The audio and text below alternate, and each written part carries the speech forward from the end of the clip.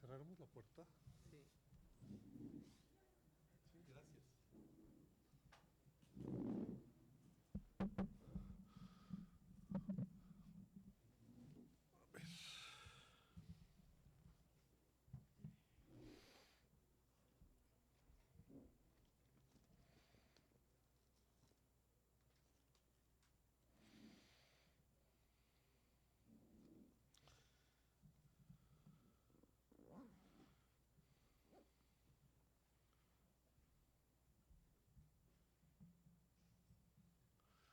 Bueno, pues muy buenos días a todos, muy buenos días a todas. Muchas gracias por estar hoy con nosotros en estos foros que, como ya se dijo antes, son fundamentales en el proceso de formulación del Plan Nacional de Desarrollo. En esta mesa en particular vamos a hablar sobre el asunto de economía regional. Todo plan de desarrollo, todo plan nacional de desarrollo evidentemente está compuesto por una serie de regiones, y probablemente ahí es donde pasa lo más importante, siempre pasa en las regiones, me parece. Para empezar la conversación tenemos a dos distinguidos ponentes, especialistas en estos temas, y que nos van a ayudar, digamos, a poner el tono de la conversación para después abrir el micrófono y tener una conversación al respecto. Les recuerdo que cualquier propuesta que ustedes ya tengan que crean que debe ser considerada en este proceso, tenemos una mesa receptora de propuestas, y además, si no la traen preparada, hay formatos ahí para justamente para la recepción de propuestas. Entonces, sin más, le voy a dar la palabra a nuestros dos expositores. ¿Te parece? Empiezo con Roberto. Roberto trae la presentación, entonces mejor empezamos contigo. Entonces vamos a empezar con Roberto Durán Fernández, que es profesor en la Escuela de Gobierno y Transformación Pública del Tecnológico de Monterrey. Su trabajo se centra en el vínculo entre la política pública, las finanzas y el desarrollo económico, y ha sido asesor de gobiernos nacionales y subnacionales en el sur global, ayudándolos a movilizar sus finanzas en iniciativas de desarrollo inclusivo y sostenible, dos adjetivos que le debemos poner a la palabra desarrollo siempre, ¿no? Ya ha colaborado con el BID, con la CAF, con el Banco Mundial, la OMS, etcétera. Digamos, es un currículum muy largo, no lo voy a mencionar todo. Simplemente darle la palabra a Roberto y agradecerle mucho que esté aquí con nosotros. Adelante, Roberto. Muchas gracias. Muchas gracias, Sergio. Muchas gracias a la Secretaría de Economía, al secretario Ebrard y sobre todo pues, al Gobierno Federal encabezado por la presidenta Sheinbaum por esta invitación y por esta apertura para poder escuchar pues parte de la perspectiva que podríamos aportar desde la academia al desarrollo regional. Antes de empezar la presentación, creo que vale mucho la pena ver que el desarrollo regional, el desarrollo en general, pues es un tema sumamente complejo. Tratar de abordarlo en 15 minutos pues es imposible. Tratar de dar soluciones de recetas, pues es algo que pues ya deberíamos haberlo superado. No hay una receta para el desarrollo. Quien diga que la tienda les está mintiendo. Lo que sí tenemos son pues mucho conocimiento sobre cosas que funcionan, cosas que no funcionan, ideas que nos pueden ayudar a poder aportar a este importante tema, y como buen investigador, pues todo el mundo habla de los temas que conoce y cree que son los más importantes. Yo no quisiera dar el mensaje de que lo que voy a presentar es lo único que existe, lo único importante. Simplemente es un tema muy relevante que debemos tomar en cuenta para los siguientes años, y esperaría que en el Plan Nacional de Desarrollo parte de las ideas que podría estar presentando puedan contribuir a poder tener una mejor política pública. Si quieren, empezamos con la primera lámina. Voy a empezar la presentación hablando de un tema del que todo el mundo está hablando, ¿no? Que tomó por asalto público la agenda pública en los últimos años, que es la relocalización de las cadenas de valor, el famosísimo nearshoring. ¿Qué es ese famosísimo nearshoring? Pues es un cambio en la manera en que está organizada la economía global. La economía global de alguna manera estuvo organizada durante los últimos 20 años con base en una lógica de reducción y minimización de costos, donde pues, la gente cerraba fábricas en Detroit para llevarlas a China porque allí era más barato producir. Eso ha cambiado de manera dramática en los últimos años y hay varias tendencias que abonan a este cambio. Uno tiene que ver con los costos. China y Asia es más caro, entonces ya no tiene tanta lógica poder hacer esto, y esto ha sucedido desde mediados de los años 2010, no es algo nuevo. Sin embargo, hay nuevas tendencias que abonan a esta lógica y este cambio. Hay un tema de la sostenibilidad. Pues al final un producto que producimos, una pelota, por ejemplo, de tenis que se usa en Wimbledon, en Inglaterra, pues al final recorre miles de kilómetros, miles de insumos, que tiene una huella de carbón terrible, que al final si nos tomamos en serio el tema ambiental, pues tenemos que pensar en cadenas de valor distintas, más cortas, que puedan abonar a este tema. Hay otro que tiene que ver con riesgos. Hemos visto riesgos muy importantes. De pronto hay un virus que sale en China, se esparce, cerramos las fronteras y resulta que ese mundo globalizado integrado que pensábamos que existía, pues no existe. Las fronteras son reales. Está la geopolítica, esa palabra que pues, parecía que ya había pasado de moda y no importaba, pero resulta que ahí está. O sea, los países tienen ciertos objetivos políticos, ciertos temas que no están directamente relacionados con la economía y eso pues empieza a influir en la política comercial y hay tendencias relacionadas con la política pública. Sí, tenemos liderazgos en el mundo que al final no creen en la globalización, el libre comercio y defienden ciertas agendas nacionalistas. Curiosamente esto sucedió en los países desarrollados, no en el sur global de manera como a lo mejor mucha gente esperaba. Y estas son 4 tendencias que al final están afectando la manera en que la economía está globalizada. La siguiente. Sin embargo, en el fondo de esta palabra que hablaba la geopolítica, pues al final es algo que se vuelve cada vez más relevante. Y en el centro de esta reconfiguración de cadenas de valor, lo que surge es que en un sistema de comercio global que estuvo diseñado por los Estados Unidos para que los países participaran, pues resulta que hay un país que ya no es un participante, sino que puede tomar un rol de liderazgo y puede retar ese liderazgo de los Estados Unidos, que es China. Este mapita, como lo vemos, hace 25 años, Estados Unidos, en azul, era el principal socio comercial de los mayores países en América Latina, bueno, en todo el hemisferio, en África, Asia, Europa. 25 años después, China es el principal socio comercial de casi todo el mundo. Y esto, pues al final, pues es un tema real que los Estados Unidos teme, que puede estar amenazando su liderazgo, y esto es lo que está detrás de muchos cambios que están sucediendo de política exterior, en los que México, al final del día, pues nos está afectando de manera indirecta, y nosotros estamos viendo solo la punta del iceberg de lo que está sucediendo a nivel mundial. Y esto nos lleva pues, a hablar del elefante en el cuarto, en el tema del desarrollo de México, que es la presidencia del presidente Trump y qué podemos esperar y cómo nos va a tocar esto. La siguiente. Nuevamente, ¿qué es lo que pues, realmente la presidencia del presidente Trump sí representa un riesgo real para la economía nacional? Y sí, el tema del presidente Trump es que muy probablemente vaya a supeditar la agenda económica y comercial a ciertos objetivos geopolíticos. Mucha gente dice es que los Estados Unidos se quiere aislar del mundo. No, yo creo que es todo lo contrario. Los Estados Unidos quiere reafirmar el liderazgo frente a China y para reafirmar ese liderazgo está dispuesto a usar su poder económico para poder lograr objetivos políticos. Y eso es lo que estamos viendo. La manera de volver como un arma las tarifas, sanciones y demás es algo que claramente está dentro de este objetivo. ¿Qué es lo que podemos esperar? Creo que lo primero que es importante de esto es que hay que tomar en serio lo que dice el presidente Trump. Y creo que esto ya lo aprendimos en el primer periodo. Detrás de cada cosa que dice hay hay grupos de poder que al final del día están empujando una agenda. Entonces, no todo lo que dice son ocurrencias como al final muchos analistas quieren ver. Hay temas de fondo que tenemos que tomar en serio. Es muy probable que la agenda económica la vaya a poder supeditar a objetivos geopolíticos, a objetivos de seguridad. En el caso de México, ¿cómo se traduce? Se traduce que la relación económica muy probablemente la vaya a volver subordinada a temas de seguridad fronteriza, a todos los temas que habla de seguridad de narcóticos. Es algo real que va a estar sucediendo. ¿Cuál es la parte que me hace ver positivo? Pues al final del día la parte que creo es que hay una realidad que es una frontera compartida, una realidad que no va a cambiar y al final si los Estados Unidos realmente quiere tener un papel fuerte contra Asia, necesita México. Y eso no lo va a cambiar y eso va a suceder. Y al final esa realidad quiero pensar que se va a terminar y creo que se va a terminar imponiendo. Es una realidad que hay temas que le preocupan a Estados Unidos de seguridad fronteriza. Pero hay otros temas que son infinitamente más complejos. Y si no, simplemente vean esta plática tan extraña que está sucediendo entre Canadá, Groenlandia y el Ártico. Eso es infinitamente más complejo que arreglar la frontera sur.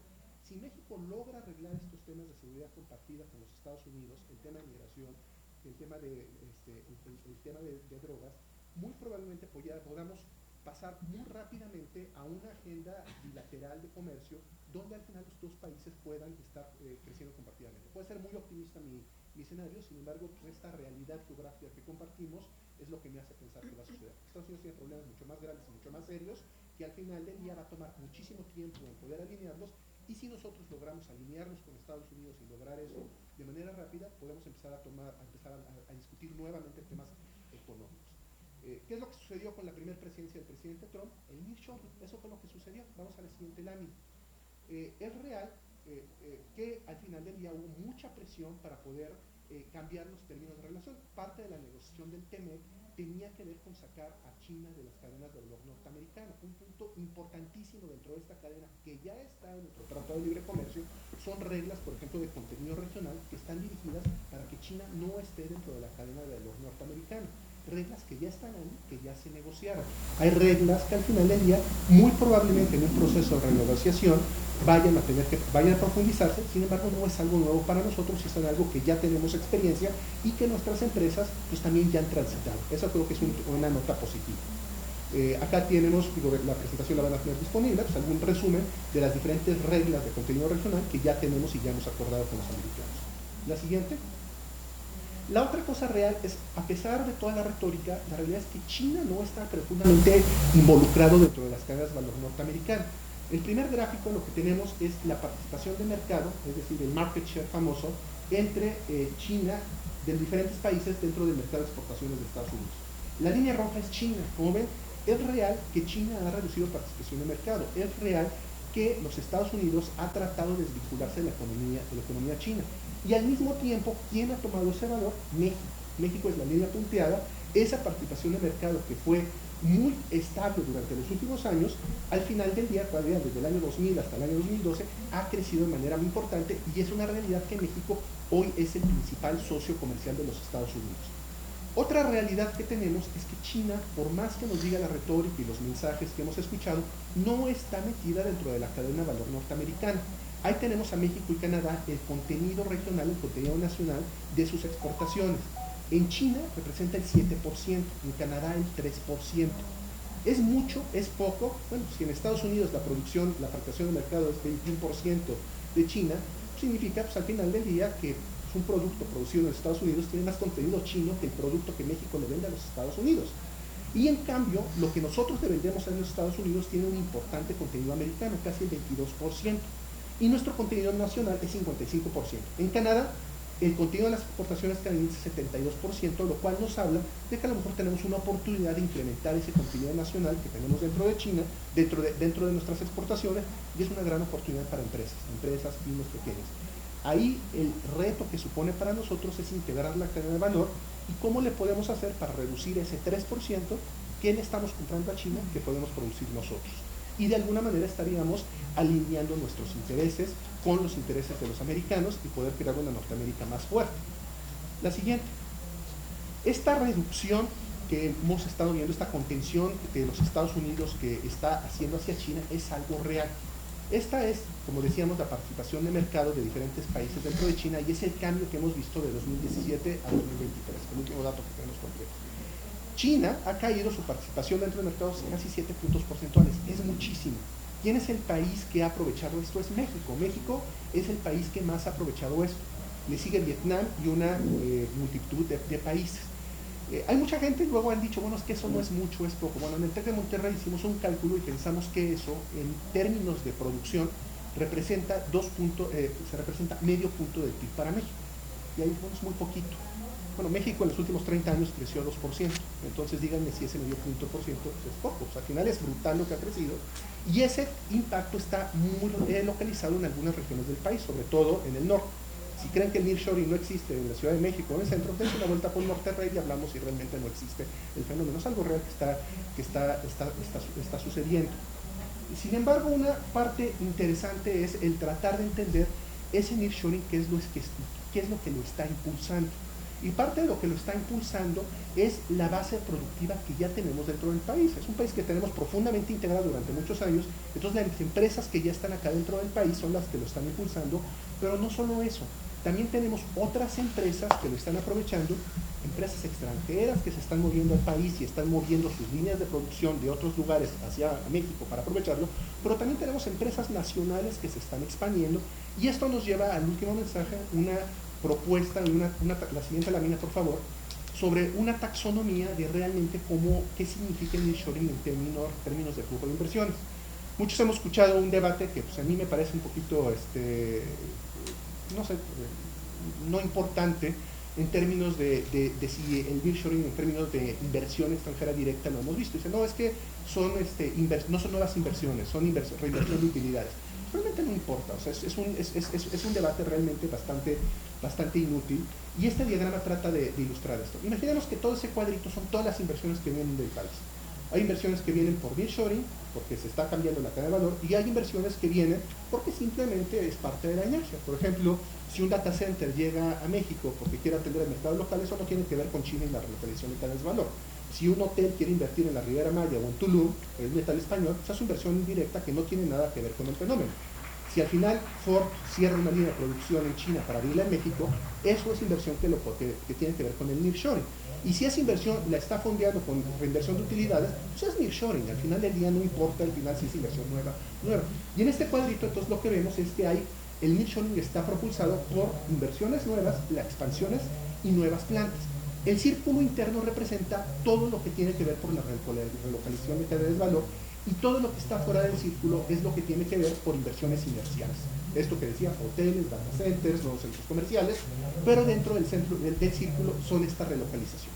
Hay un fenómeno muy interesante que está sucediendo en el país, que al final no lo teníamos tan bien manejado, que es que parte de esta relocalización sí está impulsada paradójicamente por empresas chinas que no están invirtiendo en China, sino quieren invertir en México para tomar México como una base de exportación.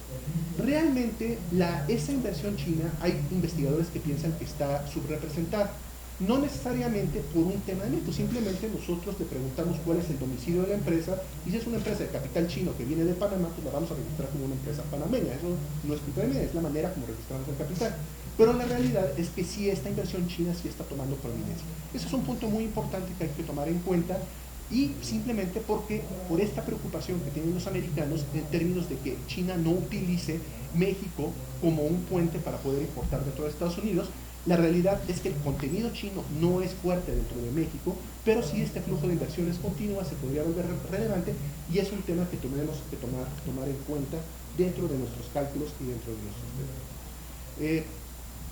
Realmente esta discusión ha tomado por asalto la agenda pública. Sin embargo, la realidad es que el nearshoring, si quieren vamos a la siguiente lámina, y esta relocalización de cadena de valor, la verdad no va a resolver la deuda histórica que tenemos en el desarrollo regional. Ya vimos que es importante el impacto que tiene, ya vimos que no es trivial, 0.5% del PIB es importante en términos del crecimiento. Sin embargo, la realidad es que un desarrollo equilibrado del país, entre el norte y el sur del país, entre la empresa mediana y entre la empresa pequeña, es una deuda que este fenómeno no va a arreglar, así como no lo arregló la apertura comercial de los últimos 30 años. Y algo que ya deberíamos de entender es que no es algo que va a suceder espontáneamente. Si queremos realmente tener un desarrollo compartido, tenemos que hacer cosas. Y necesitamos a alguien que pueda estar coordinando esos esfuerzos con una política industrial que nos ayude a tener una mejor integración regional. Ese alguien es la autoridad, los gobiernos estatales, el gobierno nacional. ¿Hay una receta para esto? De nuevo, no hay una receta. Y si alguien les dice que tiene la receta para lograr esto, como de nuevo le digo a mis alumnos, les está diciendo mentiras, pero lo que sí sabemos es poder tener algunas ideas en ciertas iniciativas que nos pueden ayudar a poder lograr ese desarrollo compartido. Y estas iniciativas pueden ayudar a apuntalar el nearshoring y pueden también ayudarnos a arreglar ese problema de desarrollo que tenemos dentro del país. Hay 4 ideas, no sé si me voy a dar tiempo darlas. Bueno, sí. Hay 4 ideas y las voy a presentar, y luego podemos discutirlos dentro de la mesa muy someramente. Primero me gustaría hablar de energía.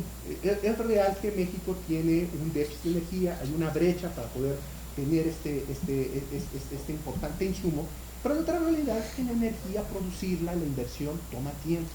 Si el día de mañana quisiéramos empezar a construir plantas de generación eléctrica, probablemente van a estar listas en 4 o 5 años, y la realidad es que tenemos una demanda que tenemos que atender.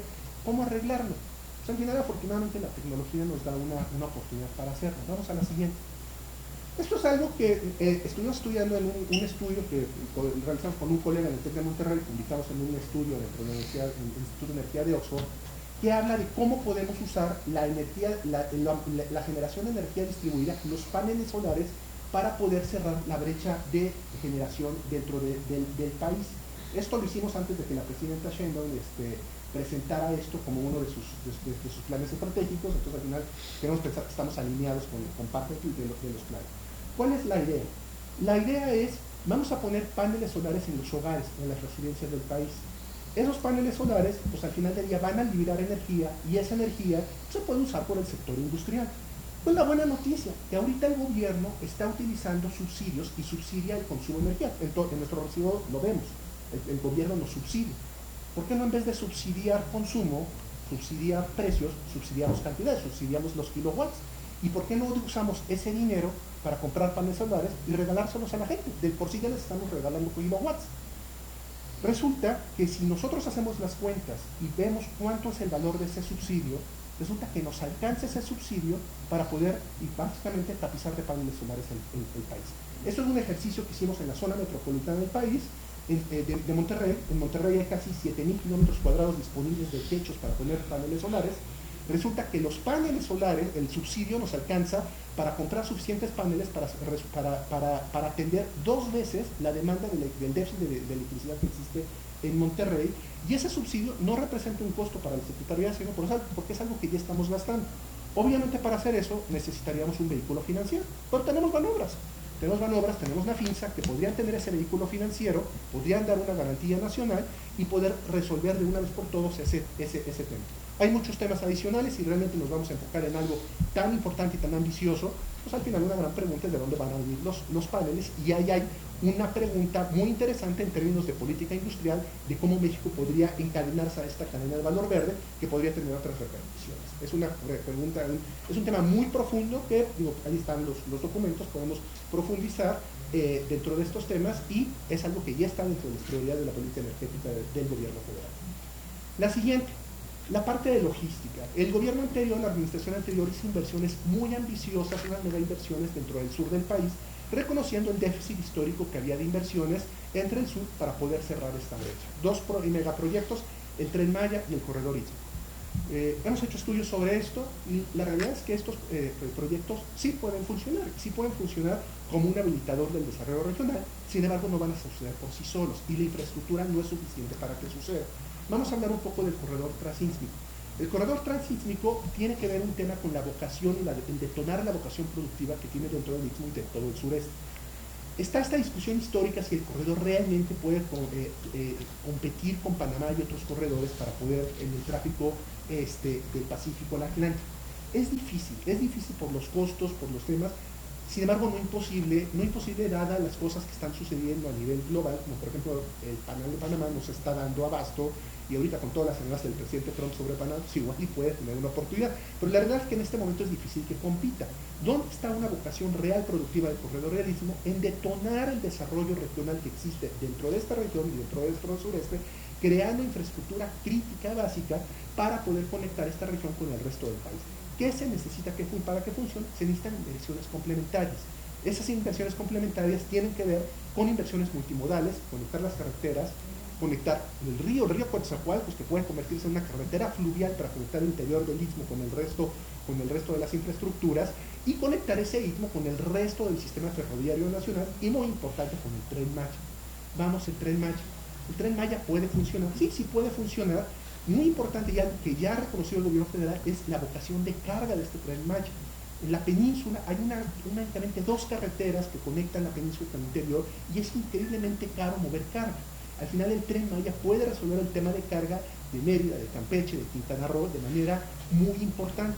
Se necesitan inversiones adicionales, patios de carga, inversión que tiene mucho sentido que participe la iniciativa privada para complementar. El Tren Maya como un vehículo de la movilidad. Si nosotros contamos la cantidad de gente que existe entre Cancún y Campeche, sumamos más o menos poquito más de 3,5 millones. Si lo vemos como población urbana, sería la quinta zona metropolitana más importante del país.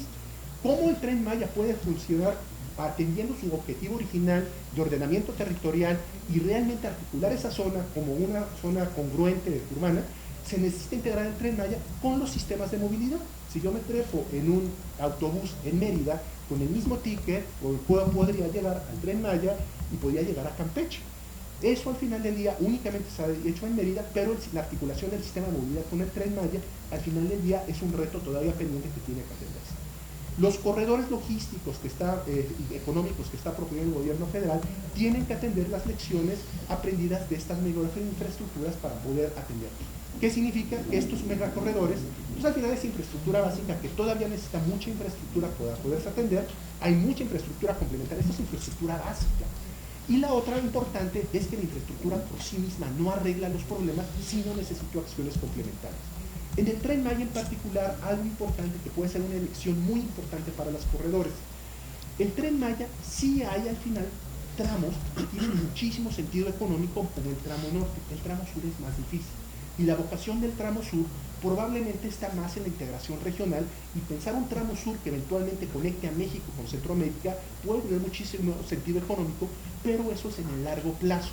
Pensar proyectos como planes maestros y planes estructurados que puedan irse en el tiempo puede ser una forma de poder atender estas metas de logística y poder ver que los nuevos corredores, a lo mejor presentarlos como plan maestro y pensar que ciertos tramos podemos esperarlos y no invertir directamente, porque al final del día la realidad es que ya está ese tramo del Tren Maya Sur, y detonar ese desarrollo final va a costar mucho trabajo, pero mientras tenemos que mantener ya esa infraestructura.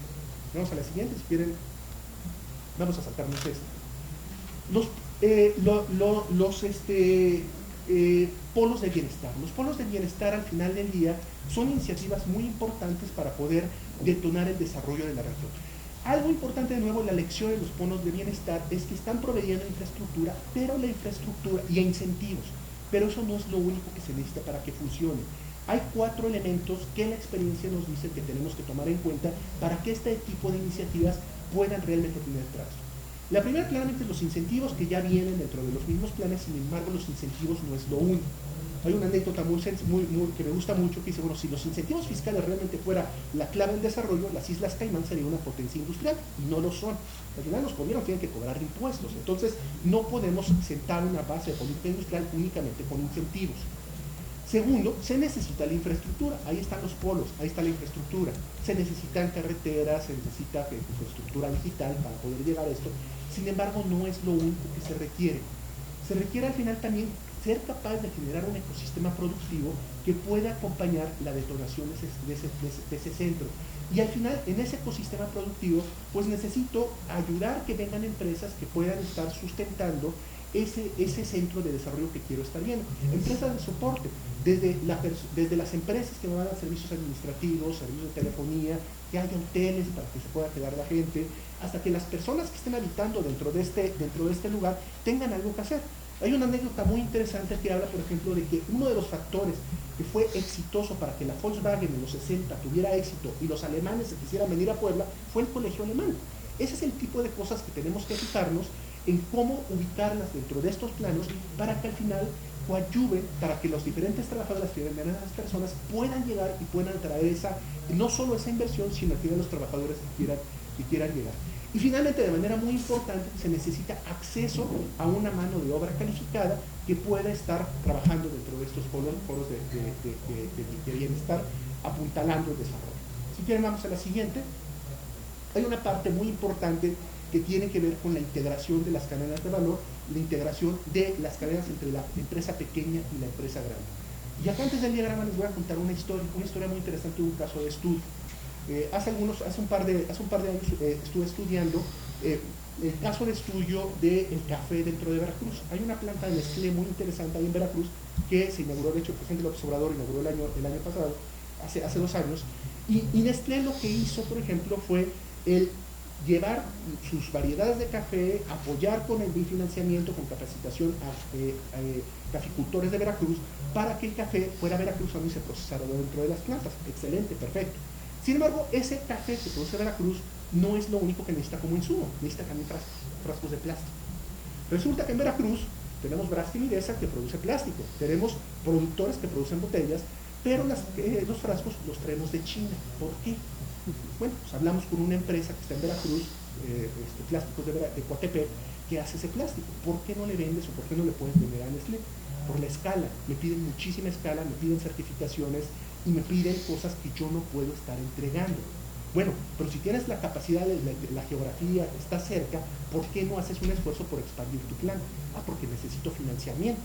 Y necesito ese financiamiento para poder expandir la planta, para poder traer a los ingenieros alemanes que me ayuden a tener las certificaciones, y luego yo necesito el certificador que me dé el ISO para que me pueda vender a Nestlé. Bueno, ¿y por qué no pides el financiamiento? Porque el banco me pide un contrato. Pero resulta que Nestlé me pide el financiamiento, entonces entramos en ese círculo vicioso de huevo y gallina. Y resulta que las pocas empresas que logran romper ese círculo es porque alguien confió en ellos.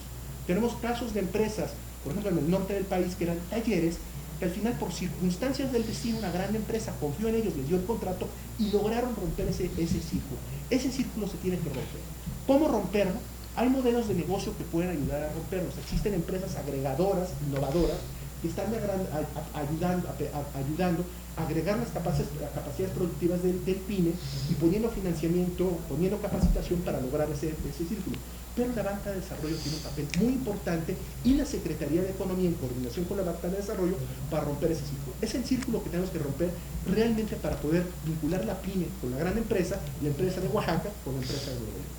La siguiente.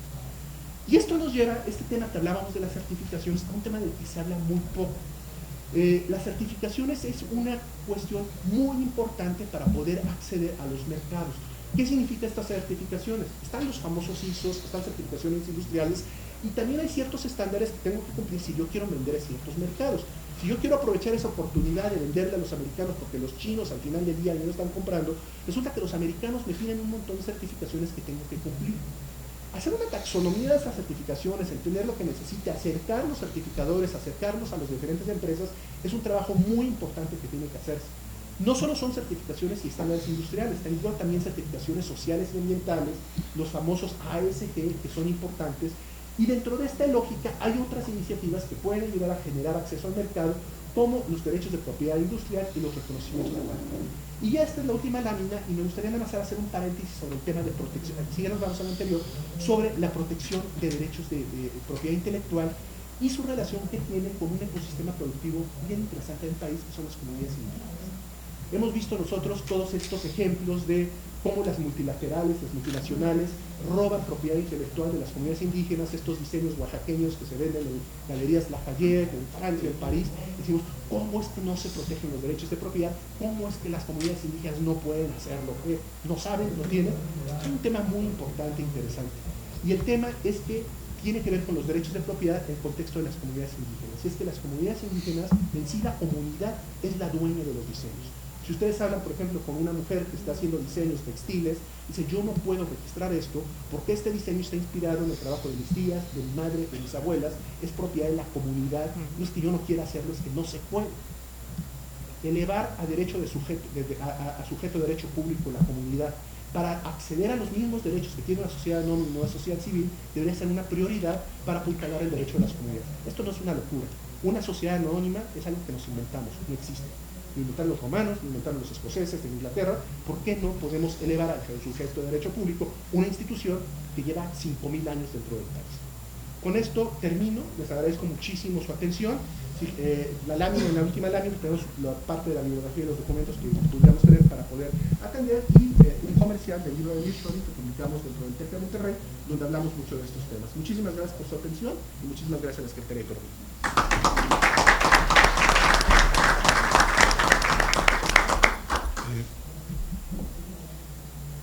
Creo que esto no está funcionando. Ya. Vas a tener que empezar otra vez. Bueno.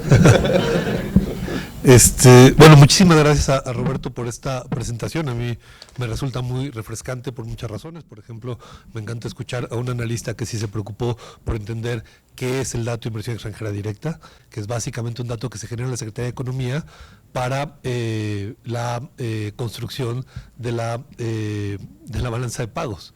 No es una medida para calcular nearshoring o actividad industrial o qué está pasando, es simplemente un dato básicamente financiero cuyos componentes tienen que ver con el origen de los recursos. No nos dicen absolutamente nada de a dónde van. Y ese error yo lo he visto en medios todo el tiempo, el que nos estén diciendo, no, pues miren cómo van nuevas inversiones, es que no hay nearshoring. Lo que nos dice el uso de esos componentes es una decisión interna de cada empresa de cómo se financia, pero no nos dice nada de qué es lo que está financiando. No, entonces me gusta esto porque sí ha sido un pleito del que yo he estado un poco involucrado en medios y demás, esta idea de que es un dato con el que podemos medir el nearshoring. Y digo, aprovechando que estamos en el INEGI, pues vale la pena decir que los datos nos sirven para lo que los inventamos, no podemos inventarle cosas a los datos, no los podemos inventar nuevas responsabilidades a los datos. Y luego el asunto fiscal. Estaba, hace unos días en una reunión la reunión de embajadores y cónsules y pareciera que la primera parte de la receta para todos nuestros colegas es dónde están los incentivos fiscales, cuando en realidad hay herramientas mucho más útiles. Todo lo que buena parte de lo que nos presenta Roberto es un típico problema del libro de texto de organización industrial, de política industrial. Los problemas de coordinación probablemente detienen más actividad que la falta de incentivos. Y si nos ponemos a competir en incentivos fiscales con el resto del mundo, vamos a perder. O sea, no... Si ese es el juego, pues no creo que lleguemos demasiado lejos. En fin, muchas gracias a Roberto por su presentación. Y a continuación le quiero dar la palabra a la doctora Gabriela Dutrenit. Ella es investigadora del posgrado en Economía, Gestión y Políticas de Innovación de la UAM Xochimilco. Obtuvo el doctorado en Economía de la Innovación en el Science Policy Research Unit de la Universidad de Sussex, en Inglaterra, la maestría en Economía de la UNAM y la licenciatura en Economía en la Universidad de La Habana, en Cuba. Es profesora distinguida de la UAM, miembro regular de la Academia Mexicana de Ciencias e investigadora emérita del Sistema Nacional de Investigadores. Vicepresidenta de la Red Latinoamericana sobre Aprendizaje, Innovación y Construcción de Sistemas de Innovación. Otra vez estamos en un caso en el que si leemos todo el currículum, pues se nos va a ir toda la hora. Es además, pues cada que hay una discusión en la Ciudad de México, como las que organiza Jorge Mario sobre política industrial, pues siempre nos encontramos y me da muchísimo gusto que esté aquí con nosotros. Gabriela, muchas gracias por participar. Muchísimas gracias por la invitación para participar en este foro para la elaboración del Plan Nacional de Desarrollo, porque, bueno, sí, es importante oír la voz de todos. ¿Sí? Se requiere la participación pública, hay que escuchar lo que opinan los distintos actores, tanto los que están en el sector público, en distintas áreas, los que están en la academia, en el sector productivo y en distintas áreas, en distintas otras áreas de actividad. Todos tenemos algo que decir definitivamente sobre todo esto. Bueno, me encantó, no hice una presentación así porque dije es un espacio más de diálogo, pero bueno, ahí me voy leyendo y va a quedar también el documento porque voy a hacer entrega de mis propuestas, ¿no? Me encantó tu presentación, Roberto, porque digo, hay proyectos muy específicos. Ahora, yo me pregunto, los proyectos no pueden ser que este proyecto es muy bueno y que este otro es muy bueno. O sea, se requiere una estrategia de desarrollo y eso es lo que hemos carecido. Si uno mira hacia atrás, desde los años 80, pues no hemos tenido una estrategia. Hubo la primera estrategia que llevó al Tratado de Libre Comercio, ¿sí? Esa también eso fue una estrategia de desarrollo, nos puede gustar o no, pero bueno, eso nos posicionó de una forma en el mundo y en México, ¿no? Y hoy tenemos lo que tenemos como resultado de esa estrategia, pero de ahí para adelante ha faltado esa estrategia, porque tenemos muchas dificultades para definir algo que va más allá de la administración pública en curso. Y eso es una limitante, porque cuando uno mira proyectos, bueno, un conjunto de proyectos aislados, si no están en el marco de una estrategia de desarrollo y de largo plazo, pues van solucionando pequeñas cositas, vamos dando pasitos, pero no terminamos de salir de los problemas que tenemos en el país en términos de heterogeneidad estructural al estilo cepalino en todos los ámbitos, en el ámbito social, en el ámbito económico, en el ámbito productivo. Entonces, bueno, necesitamos una estrategia de desarrollo, no lo vamos a resolver en esta mesa, ni lo va a resolver el Plan Nacional de Desarrollo que está en curso, va a tener un mismo enfoque de un Plan Nacional de Desarrollo para una administración, pero bueno, hay que pensarlo, hay que tenerlo como punto de referencia hacia allá. Pero entonces todos esos proyectos requieren políticas, porque si no, no se van a implementar. El mismo Plan Nacional de Desarrollo después se tiene que materializar en un conjunto de políticas públicas. Pero ¿qué políticas cuando estamos hablando de estos temas de desarrollo industrial? Entonces se requiere política industrial. Nombre malo, sí. Desde hace muchos años la mejor política industrial es la no política y bueno, en fin, ha habido miles de expresiones de funcionarios a lo largo de los distintos gobiernos, pero bueno, como resultado no hemos tenido política industrial, política de desarrollo productivo. A mí me gusta usar el término de políticas de desarrollo productivo porque entonces ya no se usa la mala palabra de la política industrial de otras épocas, ¿no? Pero está volviendo, ¿eh? ¿Verdad? Está volviendo ahora de políticas de desarrollo productivo, está como que volviendo a política industrial, incluso el Fondo Monetario Internacional, lo cual llama la atención. Pero entonces, ¿de qué hablamos de políticas de desarrollo productivo? Son políticas que tienen como objetivo incrementar la productividad, junto con el crecimiento de empleo digno, de empleo de alta calidad, y tienen con otros objetivos intermedios, promover la innovación, el acceso al crédito para la inversión, el desarrollo de conglomerados, clúster o los polos del bienestar, la atracción de inversión extranjera directa o la inserción en cadenas globales de valor. Bueno, todo eso viene un poco en la definición de hacia dónde, a qué atienden las políticas estas de desarrollo productivo. Y bueno, pueden ser horizontales, o sea que van para todos los sectores con independencia de las características de los sectores, cosa que no gustaba en gobiernos anteriores, o pueden ser más verticales, orientadas a sectores específicos. En el caso de México, a pesar de que no se usaba el término de política industrial, sin embargo ha habido apoyo a sectores específicos. Sin duda la automotriz ha tenido apoyo, la electrónica ha tenido apoyo, o sea, el software ha tenido apoyos específicos, ha habido política industrial vertical, aunque se le llamó de otra forma, ¿no? Y también se usan muchos instrumentos, pueden ser intervenciones de mercado como subsidios, créditos dirigidos, incentivos fiscales, aranceles. A mí sí me gustan. O sea, yo sí creo de que hay que darlos, porque sí atrae, porque no es solo dar incentivos, poner incentivos fiscales para atraer, por ejemplo, centros técnicos de empresas multinacionales. Eso sería óptimo, conectado con el nearshoring, con la cantidad de subsidiarias de empresas globales, con la cantidad multilatinas que tenemos en México. O sea, atraer a los centros técnicos de las empresas globales nos haría movernos de un tipo de maquila, ¿sí?, ensambladora, a un tipo de maquila donde se genera más valor. Y ahí los incentivos fiscales juegan un papel porque estamos pegados, tenemos otras condiciones, estamos pegados a Estados Unidos y por tanto el nearshoring, el friendshoring y todo lo demás, ¿no? Entonces, o sea, es un instrumento, solo no sirve. Acompañado de otro conjunto de políticas, sí puede ser de utilidad. Pero bueno, también otra de los tipos de instrumentos es proveer insumos públicos, bienes públicos, como certificación de laboratorios, construir la infraestructura. Digo, las empresas te dicen, o sea, no me pongo en ciertas áreas de Guanajuato o de Zacatecas, porque después cómo muevo cómo muevo los productos, o cómo llega la materia, los insumos, la materia prima. Entonces, el tema de la infraestructura, de transporte, de telecomunicaciones, el tema de la formación de recursos humanos, necesitamos tener los técnicos que hace falta. ¿Por qué en Nuevo León hay tantos ingenieros? Y tiene tanta demanda la carrera de ingenieros en Nuevo León o en Querétaro. Bueno, porque hay empleo. Y hay empleo porque entonces todo es un círculo vicioso que se genera, pero positivo, virtuoso, digamos, ¿no? Entonces el tema de los recursos humanos es un tema, ¿no? Y en lo que se llaman las políticas de desarrollo productivo de nueva generación, bueno, ahí redefinen el papel del Estado y el papel del mercado y se le da un lugar muy destacado a la participación pública. Eso es en lo que estamos ahorita. A que haya diálogo, a que se oiga la voz de los distintos actores, de los que van a ser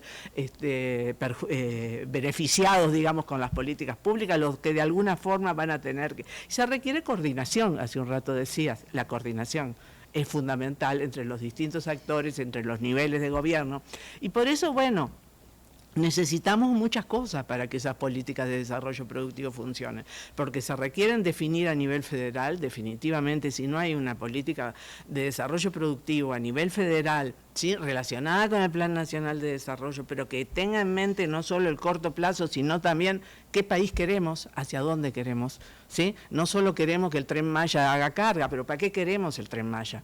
¿Para qué queremos todo? ¿Para qué queremos el nearshoring? ¿Qué país estamos visionando para llegar, y cómo los distintos piezas del rompecabezas pueden contribuir a eso? Y eso desafortunadamente no se logra en una sola administración. Entonces, pero hay que ir avanzando, ¿no? Entonces, bueno, el éxito de estas políticas, que depende de un diseño y de una implementación, porque también diseñamos bonito, no es que diseñamos mal, tenemos muchas experiencias de diseño de política y fallamos en la implementación, ¿sí? Y la implementación, y después en el monitoreo y en la evaluación, y ya que estamos en el INEGI, pues hay mucha información que no tenemos. Y como yo vengo del área de innovación, a eso me dedico, y a las políticas de CTI, la encuesta de innovación no se levanta desde el 2017. Entonces, ¿cómo podemos medir la innovación en las empresas si estamos avanzando o no? si se dejó de levantar la encuesta de innovación que antes se levantaba cada 2 años. Entonces, la información es básica justamente para poder evaluar. Y si se puede evaluar, se aprende de las políticas, se hacen ajustes de la política, pero si no tenemos la información, no podemos hacer ajustes de la política y no podemos entonces llegar a un resultado. Entonces, en estas políticas de desarrollo productivo tenemos el nivel federal, sí, y digo, es más federal que nacional, mejor, ¿no? Porque somos una federación, y el nivel regional, ¿no? Pero también hay prioridades nacionales y prioridades regionales, o sea, los gobiernos estatales también tienen que definir sus prioridades. Entonces, claro, hace un rato decían que el nearshoring, que bueno, en fin, ¿no? Digo, no es para todos, es para los que tengan ciertas condiciones, hayan acumulado ciertas capacidades en las regiones, en todos los sentidos, porque también si no hay fuerza de trabajo con las habilidades requeridas para las plantas, pues no se va a lograr, va a llevar mucho tiempo lograrlo. Pero cada gobierno tiene, en su región, tiene sus problemas, y por eso es tan importante el nivel regional. Porque a nivel nacional, a nivel federal, se pueden pensar cosas muy bonitas y se piensan en prioridades nacionales de esas que tienen que ver con una estrategia nacional de desarrollo. Pero donde suceden las cosas es en las regiones. Entonces hace falta que las regiones se hagan fuertes económicamente, y para eso definan más claramente cuáles son sus vocaciones, sobre qué tienen capacidades, para fortalecerse y conectarse con el proyecto a nivel nacional. Entonces, el tema de la necesidad de articulación entre estas políticas de desarrollo productivo a nivel nacional y a nivel regional es un tema fundamental. Y bueno, y ahí entran los partidos políticos que para qué decirlo, ¿no? Porque digo, las dificultades que hay es increíble, ¿no? O sea, está bien, a nivel federal no se puede tomar de si somos una federación, ¿no? Y entonces hay un pacto regional, entonces tiene que haber, obviamente, independencia, autonomía de los estados, ¿no? Pero tiene que haber más diálogo y más articulación, porque si no, no logramos avanzar. Avanzamos mucho menos de lo que avanzaríamos si avanzáramos todos juntos, ¿no? Entonces, ¿dónde estamos en México? Bueno, ya se han mencionado varias de las cosas. Faltó decir que somos la economía 12ª del mundo. Uno no puede entender cómo, siendo la economía 12ª del mundo, ¿sí?, tenemos la desigualdad que tenemos. O sea, no, es algo que a uno no le entra en la cabeza. O sea, como que son cosas que no cuadran, ¿no? Y entonces, porque no solo hay desigualdad social, hay una profunda heterogeneidad productiva, hay empresas de distintos tamaños, aquí se han hecho referencias también, las subsidiarias de las multinacionales, las multilatinas que son multinacionales. Yo ahora estoy estudiando justamente las multilatinas y la acumulación de capacidades tecnológicas. Y bueno, son empresas mexicanas, de capital mexicano, que tienen plantas en 5, en 10 países del mundo. O sea, estamos hablando de otra cosa, de algo que cuando lo comparás con las carencias que tienen las comunidades más pobres, uno dice también, no puede ser que en un país tengamos empresas de primer mundo y al mismo tiempo tengamos comunidades con tantas dificultades. Hay algo que no está haciendo el match, y ahí eso le toca al gobierno. Y entonces, claro, el gobierno no solo tiene que tratar de reducir la desigualdad social, tiene que hacer que estos sectores modernos jalen a la economía en su conjunto y arrastren y encadenen a estos sectores más atrasados. Y eso le toca al gobierno, a nadie más que le toca, y no se resuelve solamente enfocándose en apoyos sociales, porque si la economía crece, pues los apoyos sociales se acaban. Entonces hace falta esa articulación, esa integración, ¿no? Y entonces, bueno, en México tenemos muchas experiencias de políticas de desarrollo productivo, a pesar de que se decía de que no debía haber política industrial, ¿no? Bueno, la automotriz es un caso, la aeronáutica, el software, hay muchos casos de los cuales podemos aprender. No tenemos que inventar la rueda, tenemos que aprender lo que funcionó y usar lo que funcionó, y lo que no funcionó, pues eso sí, ahí sí tenemos que darle otra vueltita, ¿no? Y hay muchos casos de éxito de políticas de desarrollo productivo de algunos gobiernos. Cuando uno mira, a mí me tocó en un proyecto justamente con la Mariana Mazzucato estudiar los clústeres estratégicos de Nuevo León, pero sin duda son un ejemplo súper interesante y un ejemplo exitoso, donde faltó más apoyo del gobierno subnacional, del gobierno regional, porque bueno, dedicaba sus recursos pues al tema de la seguridad. Y de esa forma, teniendo clústeres de academia, sector productivo y gobierno, donde se toman y se siguen tomando muchas decisiones, bueno, pero les faltó complementar, o sea, de vuelta, falta la articulación, falta el trabajar juntos, falta el hacer apuestas, ¿no? Entonces, no tenemos mucha articulación entre los niveles nacional y los niveles regional, pero bueno, muchas cosas han funcionado, ha habido experimentación, ha habido aprendizaje. El sector, por ejemplo, en software, que también lo estudié, el sector privado participó desde la etapa de diseño de la política de desarrollo productivo, y entonces eso cambia totalmente, porque si el sector productivo es el que luego va a hacer el desarrollo concreto, tiene que estar desde el inicio, diciendo esto funciona, esto no funciona. No es que el sector productivo, el sector privado es el que tiene que definir todo, no, tiene que haber diálogo, tiene que haber participación, tiene que haber interacción, ¿no? Y por tanto, el mantener ese mecanismo amplio de diálogo en todo el ciclo de la política, desde el diseño, la implementación, ¿no? E incluso una evaluación independiente, es muy importante para esto, ¿no? Entonces, ya me salto el nearshoring con todo lo que se dijo, es suficiente, ¿no? Entonces, en términos de algunas propuestas para definir en qué dirección hay que moverse, ¿no? Ahora que está Jorge Mario, pero no porque él esté, sino porque lo considero, creo que la propuesta de Jorge Mario Martínez Cepal, ¿no?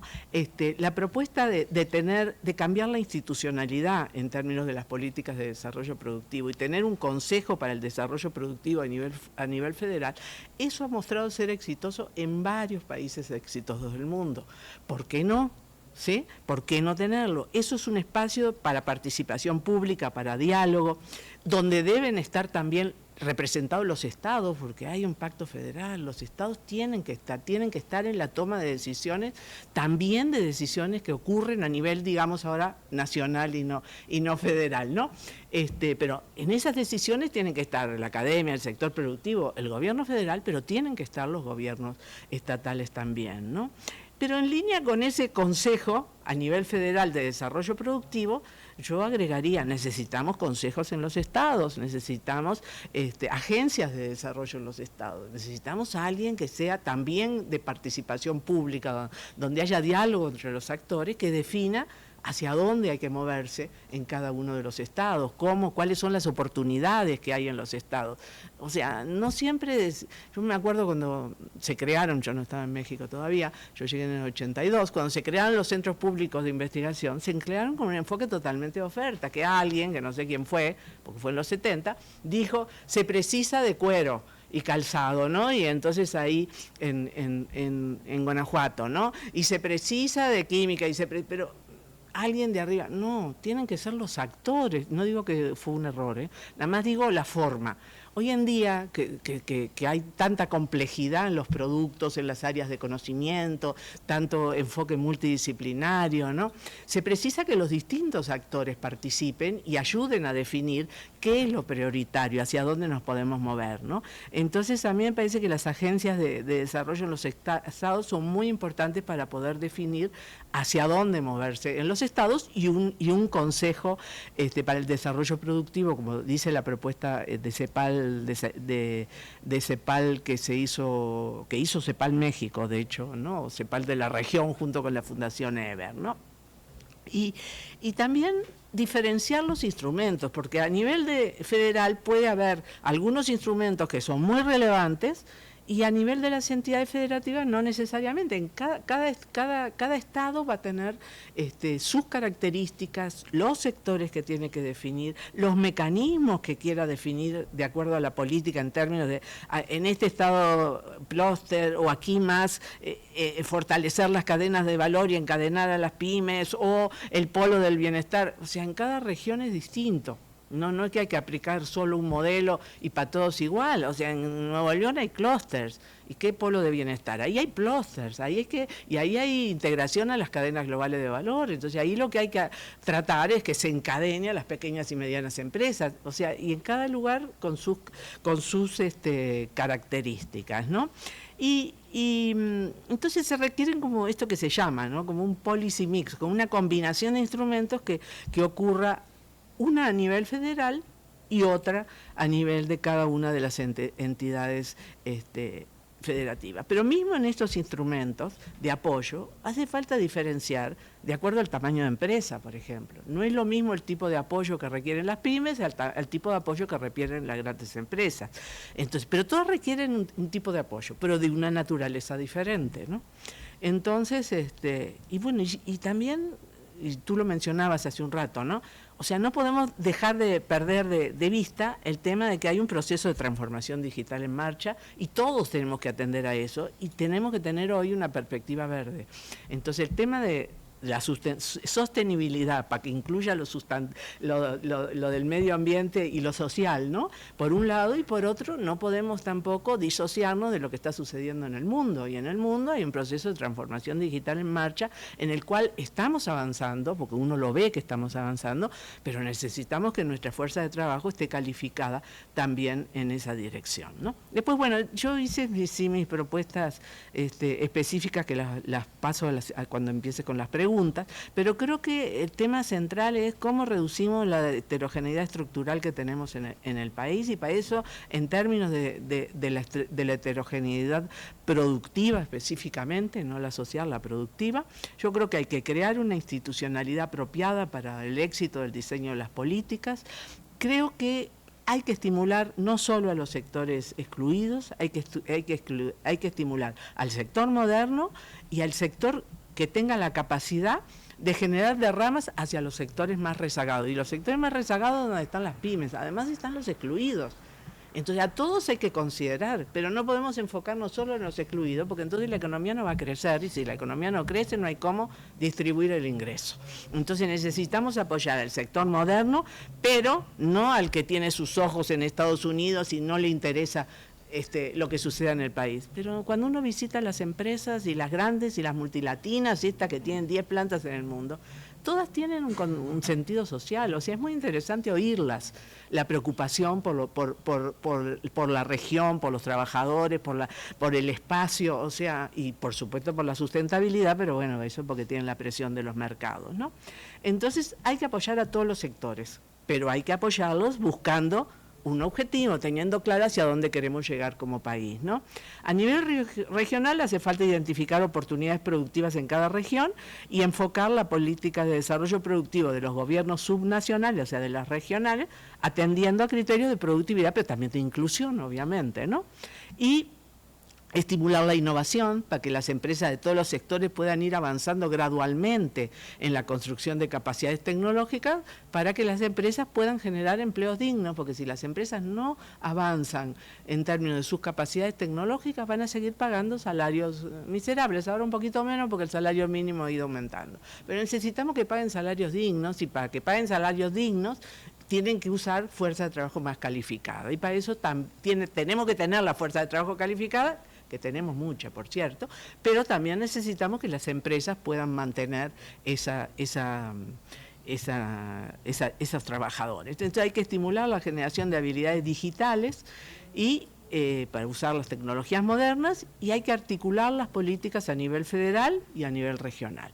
Y con esto yo me puse para cada objetivo de estos míos una línea de acción y algunos instrumentos específicos, pero luego los entrego.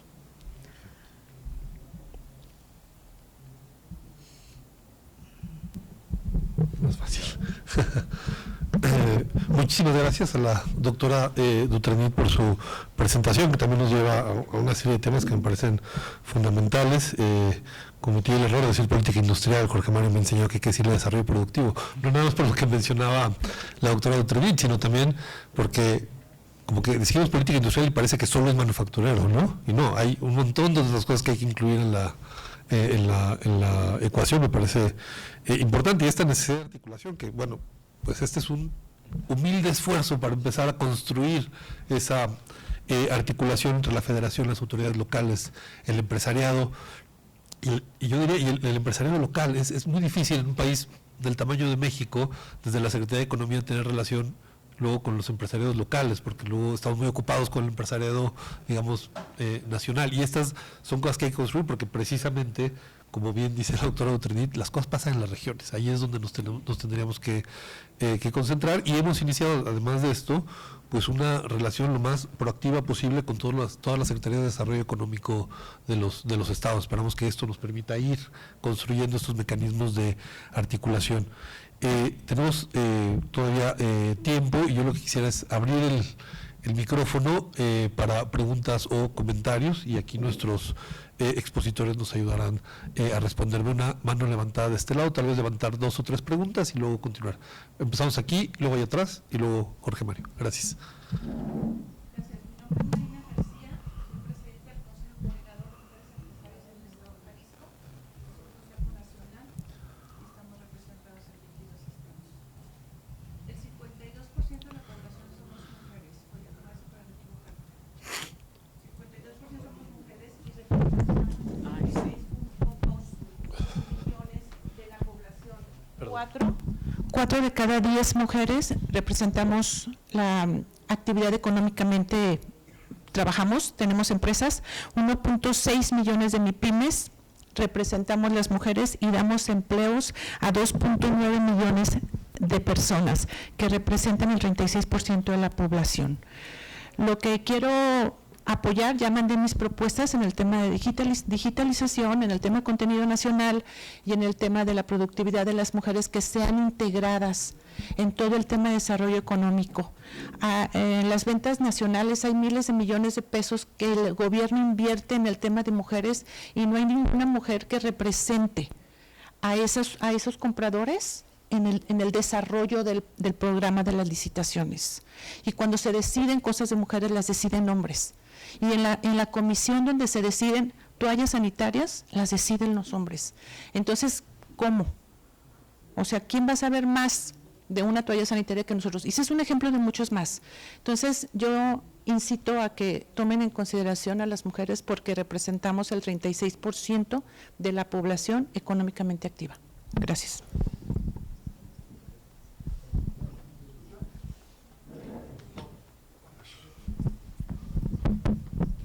Bueno, ya. 1, 2, 3. Sí, ya funciona. Muy bien, muchas gracias. Dwight Dyer, director general de Estadísticas de Gobierno, Seguridad Pública y Justicia aquí en INEGI. 2 breves comentarios. El primero, supongo que por asunto académico, que estos temas de desarrollo siempre tuve mi corazón, hace ya muchos años, pero ya no sigo la literatura, pero me gustaría nada más recomendar que vuelvan a leer a Chalmers Johnson, Robert Wade y Alice Arnstein sobre el desarrollo, la creación del Estado desarrollista, en los años 80, porque hoy en día enfrentamos a un Estado desarrollista en esteroides que es China, ¿no? Entonces, bueno, es una enorme y bellísima literatura. Pero por el otro lado, el punto central y sustantivo es que en el INEGI, la Dirección General a mi cargo produce la Encuesta Nacional de Calidad Regulatoria e Impacto Gubernamental para las empresas. Tenemos 2 ediciones, 2016 y 2020, estamos buscando financiamiento para poder hacer un nuevo levantamiento en el 26, pero es información crucial para que autoridades federales, estatales y municipales puedan entender la carga regulatoria sobre las empresas y se pueda desarrollar una estrategia o estrategias o programas mucho más específicos que puedan llevar a la vinculación de la economía local, así aquí la tocamos con el pie, a las cadenas productivas regionales. Gracias.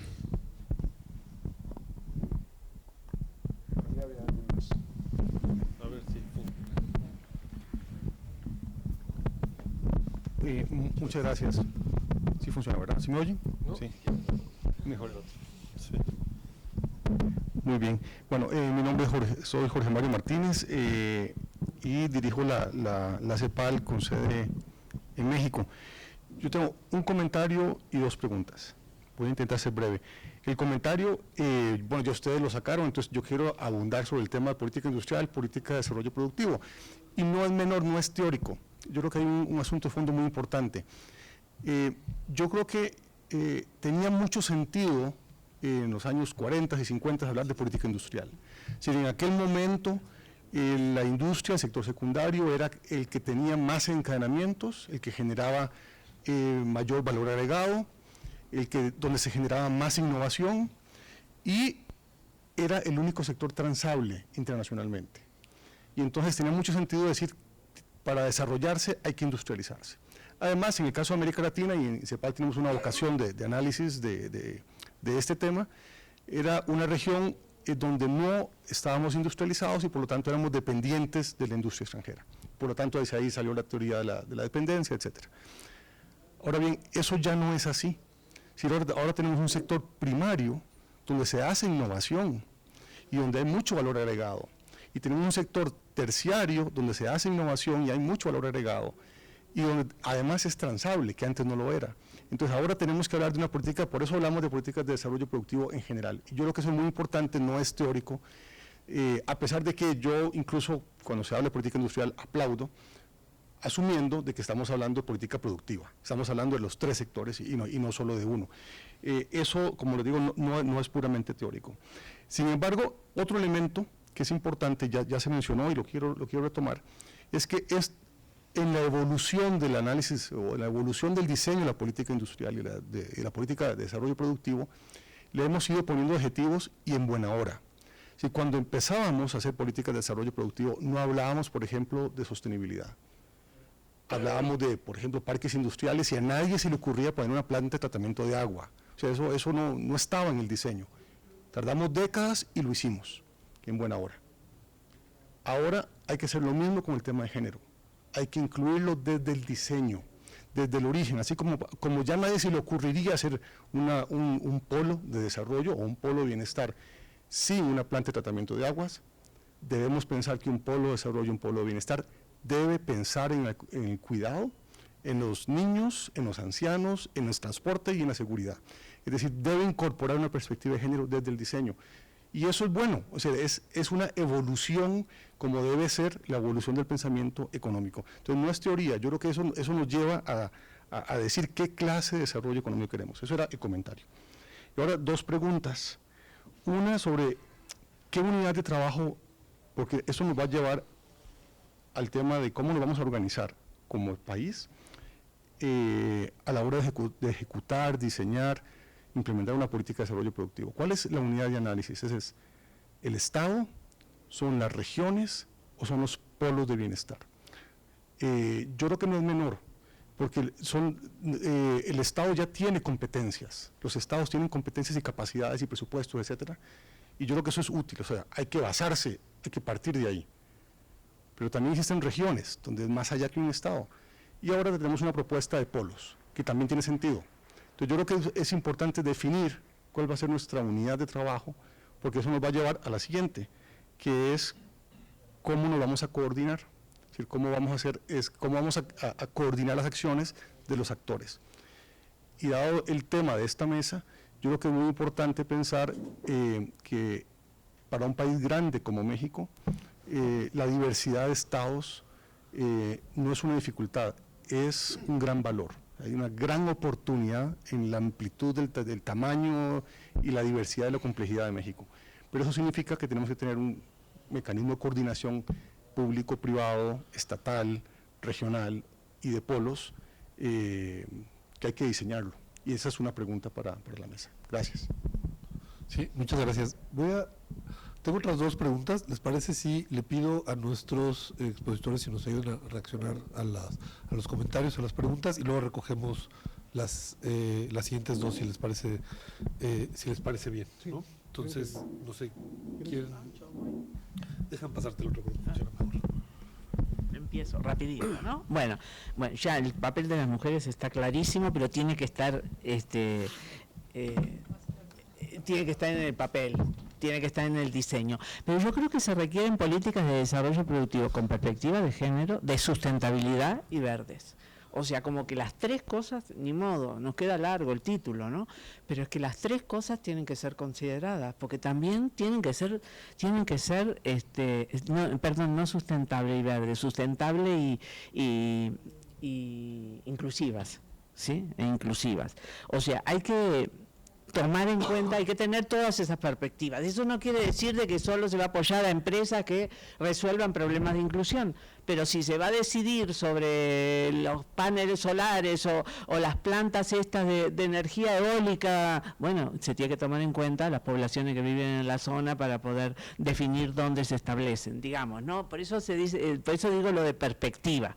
O sea, no tiene que ser que todos los empleos tienen que ser la mitad para mujer y la mitad para hombre, pero sí tiene que haber una perspectiva de género en el diseño de sustentabilidad y de inclusión, ¿no? Y eso demanda acciones afirmativas en esa dirección.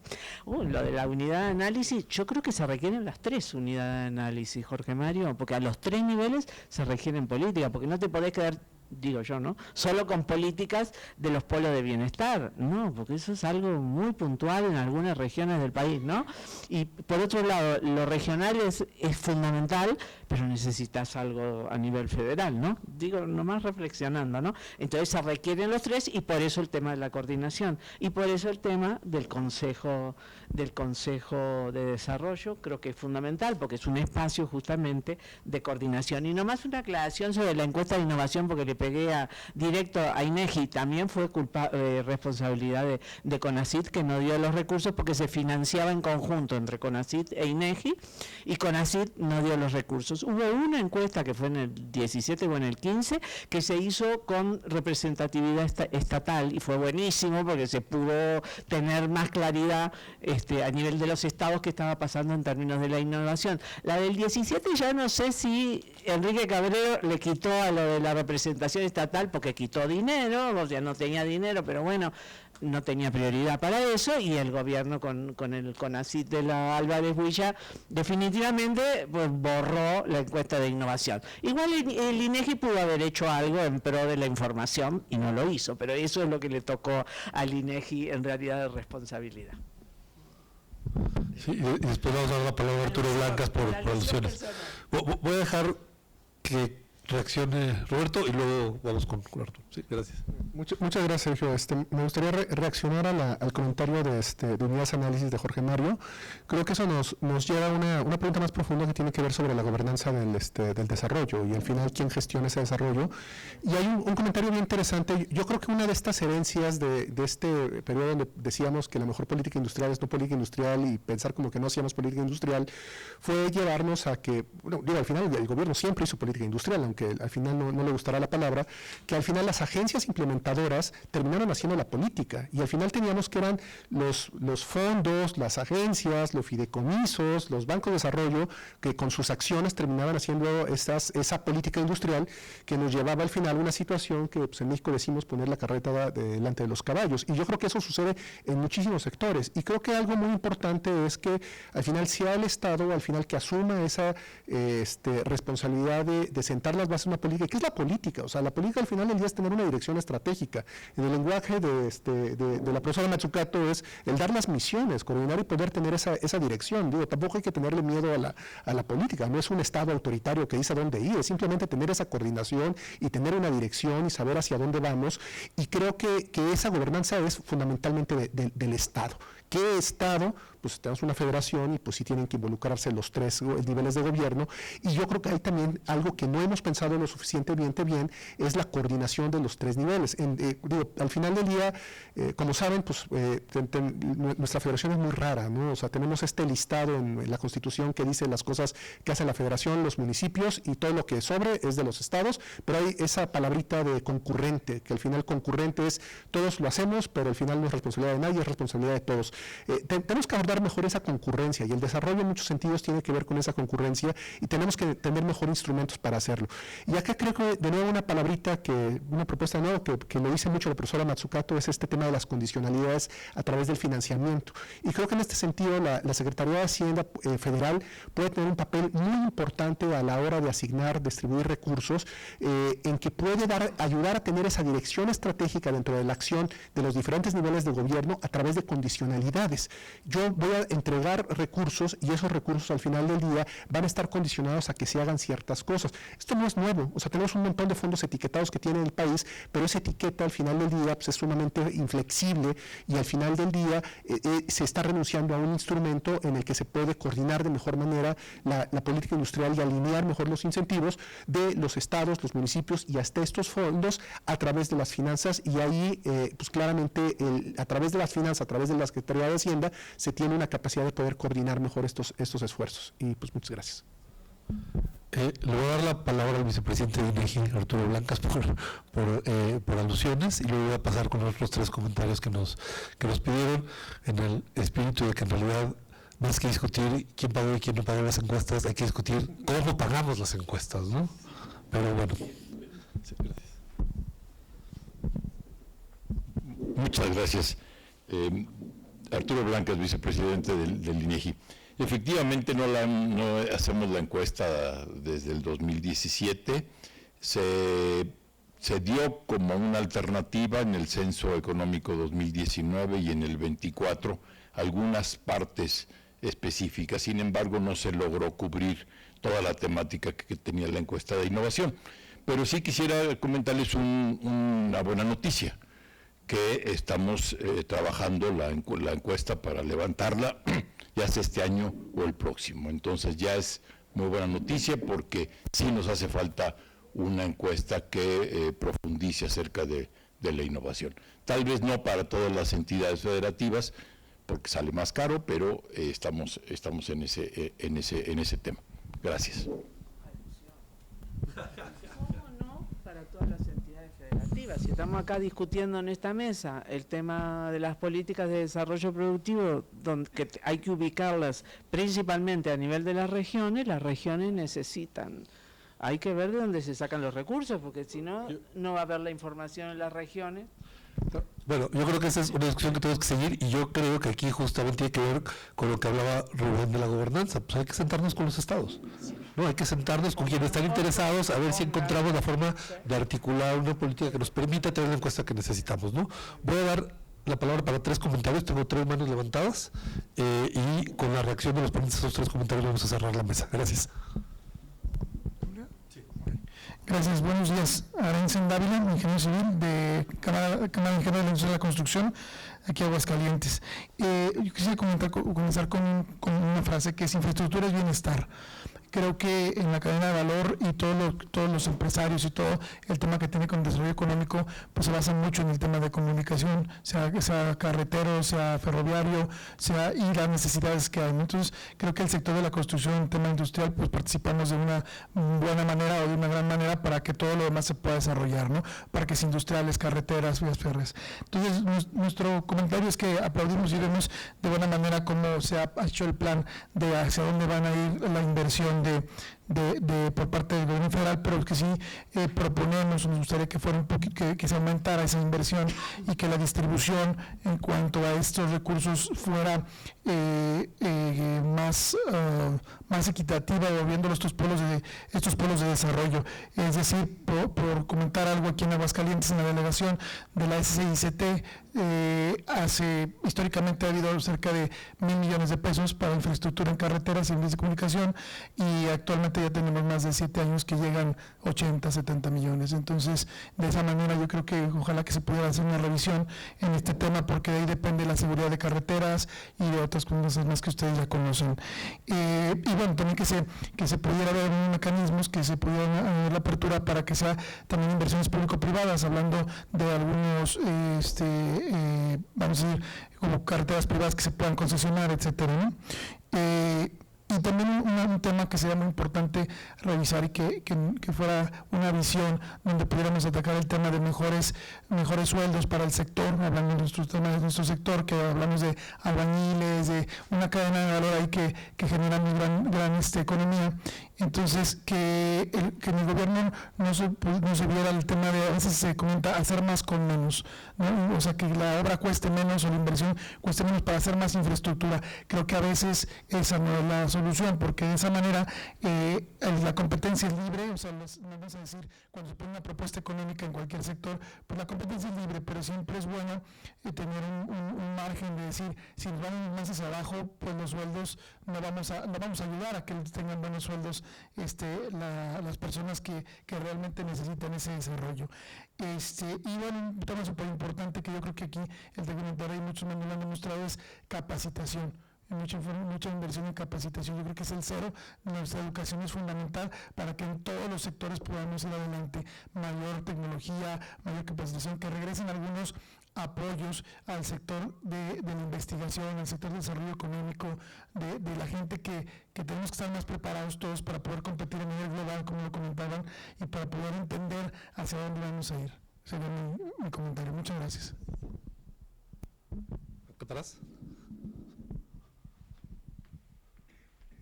Sí, muchas gracias. Buenos días, mi nombre es Rubén Macías y soy el jefe de Departamento de Economía de la Universidad Autónoma de Aguascalientes. Entonces, pues primero que nada agradecer aquí las participaciones de los profesores aquí que nos están presentando sus trabajos muy buenos, y también quisiera mencionar algunos elementos sustanciales en lo que están trabajando el nearshoring y las cadenas globales de valor. Entonces aquí es muy importante considerar lo que acaban de mencionar de los eslabones que se encuentran en las cadenas globales de valor. México estamos casi en los eslabones más bajos, o sea, donde se perciben las personas menores salarios. Entonces es importante que las personas se posicionen en eslabones más altos para que mediante las carreras de ingeniería y algunas otras, desarrollo de software, puedan ser beneficiarios de mejores salarios, ¿no? Esa es la primera situación. La segunda es también cómo lograr aquí que en las cadenas globales de valor se inserten las empresas mexicanas, porque en muchas ocasiones nada más son empresas que son de otros países. Entonces, por decir aquí un auto de Nissan, casi todos los proveedores son de otros países, o sea, el 2% de todo un auto de Nissan es de aquí de México. Entonces obviamente que aquí es un reto muy grande, ¿no?, que necesitamos como estudiar para que ese dinero pues se quede aquí en México y no se regrese a su país de origen. La tercera sería en relación a lo que es la educación para las personas, cómo se va a lograr esta evolución y que se vayan insertando las personas en otros eslabones de la cadena global de valor. ¿Cuántos son las personas que son directivas en las empresas internacionales? Muchas veces nada más son escasos trabajadores, casi todos son operativos. Entonces sí necesitaríamos buscar cómo insertar trabajadores para que lleguen a puestos directivos. Asimismo, dentro de estos puestos, pues apoyar a las universidades, a la educación, a la investigación, etcétera, para que se puedan las personas pues estar al día con lo que se solicita. Otro aspecto muy relevante que me pareció fue lo que mencionan en relación a las mujeres, o sea, debe de existir una cuota de 50% de hombres y mujeres en los municipios. Por eso yo soy evaluador del INAFET para los municipios de aquí de Jesús María, ya tengo muchos años, y entonces en la guía de desempeño está un indicador que nos menciona cuántos hombres y cuántas mujeres existen en cada municipio. Eso se realiza para todo el país. Entonces aquí sería que se pueda monitorear cómo está evolucionando, ¿no? Y a lo mejor en algunos estados en los que este porcentaje no se cumple, pues que se empiece a ejercer alguna acción, ¿no? Ahí sería algo importante, alguna sugerencia para aquí, para la compañera. Y las vías de comunicación y los transportes, que son sustanciales para que pueda moverse la mercancía, la logística que se encuentra dentro de las empresas para llegar a Estados Unidos. Asimismo, pues el incremento en los impuestos, a lo mejor ahí puede ser algún factor que pueda, o en los peajes, que es una reforma que por ahí se tiene, que puede afectar a los transportistas para que ellos puedan renovar las flotillas. Entonces, una renovación de las flotillas, o sea, en lugar de incrementar un impuesto, que se pueda sustituir por algún otro incentivo, por algún otro compromiso, se puede beneficiar a las empresas, ¿no? Entonces esa sería mi participación. Muchas gracias. Gracias. Voy a recoger un comentario más de este lado.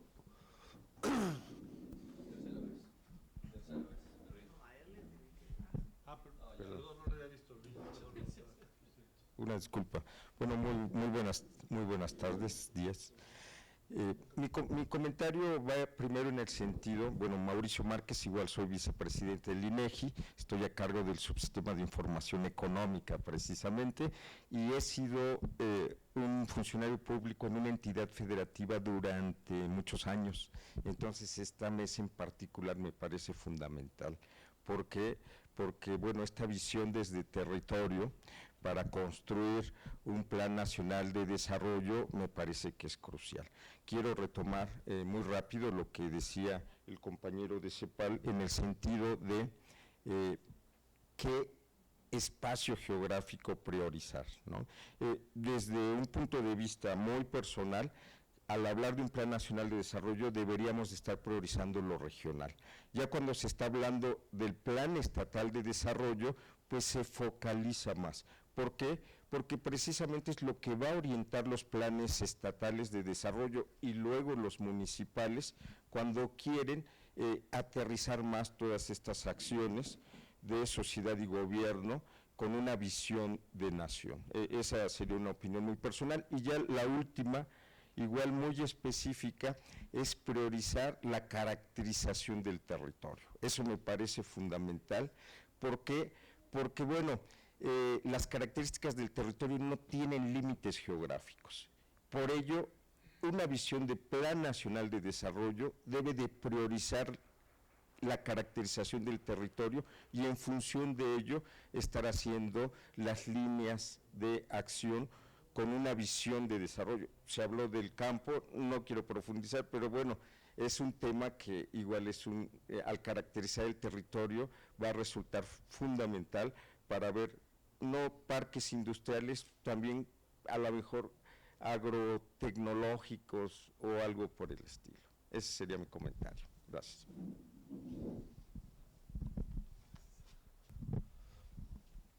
Vamos a tomar uno más frente.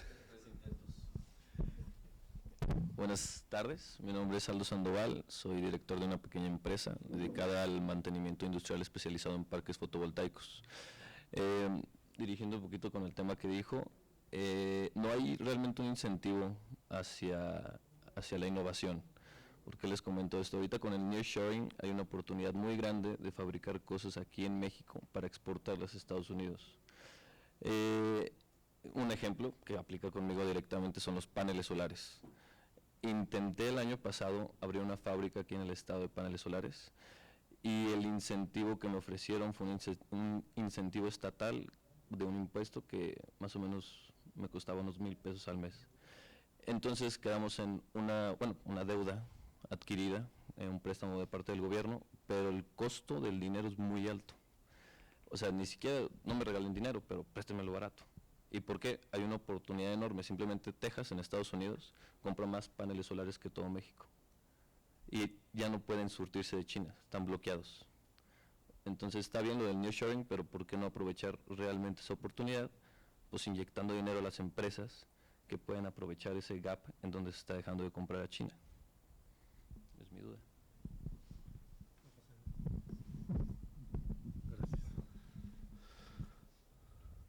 Tenemos 5 minutos para cerrar el panel. Evidentemente este es un primer ejercicio, como dije al principio, tenemos una mesa para recibir propuestas, comentarios y demás, y por supuesto la idea es que junto con el gobierno del estado de Aguascalientes podamos tratar de abrir estos foros lo más posible para, digamos, alimentar el proceso de toma de decisiones. Yo quisiera dejarle a nuestros dos expositores si quieren hacer un comentario final, tal vez recogiendo alguno de los comentarios, pero pues les tendría que dar ahora sí no más de 2 minutos a cada uno. ¿Les parece bien? Bueno, México es un país muy rico, con gran potencial que no se utiliza. Entonces, bueno, yo creo que ya es tiempo de ponerle atención al tema, de conjuntar más allá de los partidos políticos y ponerse en una dirección para poder avanzar en el ámbito que tiene que ver con la producción de todos los sectores de actividad, bueno, necesitamos políticas de desarrollo productivo y para eso necesitamos consensos entre los distintos actores, porque de nada vale que los gobiernos, incluso federal y nacional, se pongan de acuerdo, federal y estatal, que se pongan de acuerdo si los actores, academia, sector productivo, no están de acuerdo. Entonces necesitamos generar esos consensos para poder avanzar hacia pues el país que queremos, ¿no? Que yo creo que más o menos tenemos claro lo que queremos, aunque no esté tan claro escrito en los planes de desarrollo. Gracias, Roberto. Pues simplemente cerrar con la idea de que el proceso de desarrollo de un país, de México, pues al final pues no puede ser un esfuerzo único de solo el gobierno. Al final del día pensar que el gobierno realmente es el único que puede impulsar el desarrollo, que puede invertir, que puede llegar, no es correcto. También pensar que el desarrollo es un proceso que ocurre espontáneamente, únicamente a través de las empresas, tampoco es cierto. Al final del día se necesita esa coparticipación y esa alianza entre gobierno y sector privado y también la academia para poder impulsar estas metas de desarrollo productivo y al final pues poder aspirar pues, a un verdadero desarrollo compartido. Bueno, con eso vamos a dar por cerrada esta mesa. Les agradezco mucho su presencia, sus comentarios y sobre todo a nuestros dos expositores por el esfuerzo que pusieron para estar hoy aquí con nosotros. Otra vez, la idea es que esto sea el principio de un proceso. Muchas gracias a todos y a todas.